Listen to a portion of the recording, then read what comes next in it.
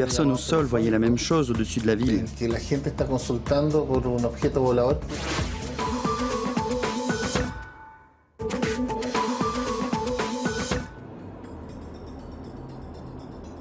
Retour aux États-Unis. Un homme a enquêté sur des observations qui n'ont jamais été rendues publiques par le gouvernement. Cet homme habite près de Seattle, dans un village à proximité de la frontière canadienne. Richard Haynes, éminent chercheur de la NASA, devenu expert légal lors des catastrophes aériennes.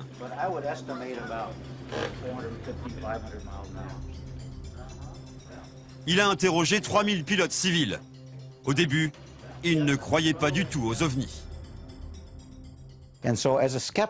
En tant que sceptique, je me suis dit, je peux expliquer les ovnis.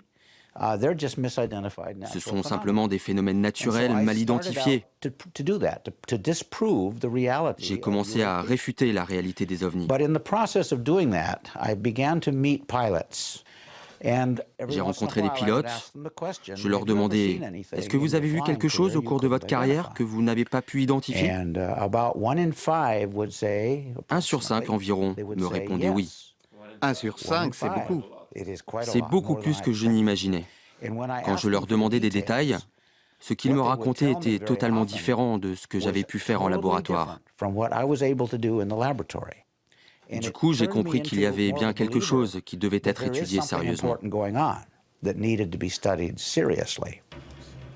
Haynes a aujourd'hui quitté la NASA.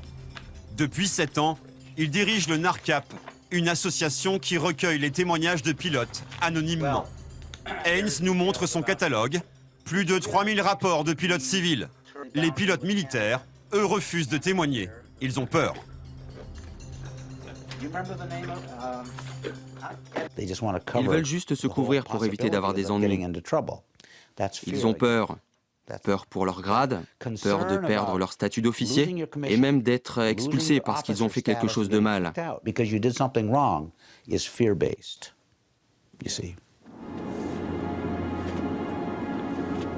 La peur, car témoigner sur les ovnis peut coûter très cher.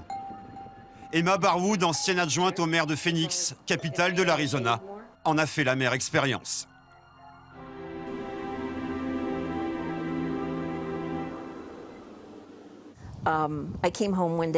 Je suis rentrée chez moi un jour et j'étais vraiment bouleversée car il y avait beaucoup d'attaques au sein de la mairie.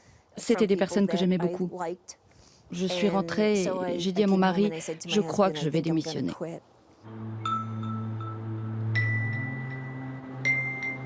Tout a commencé le 13 mars 1997.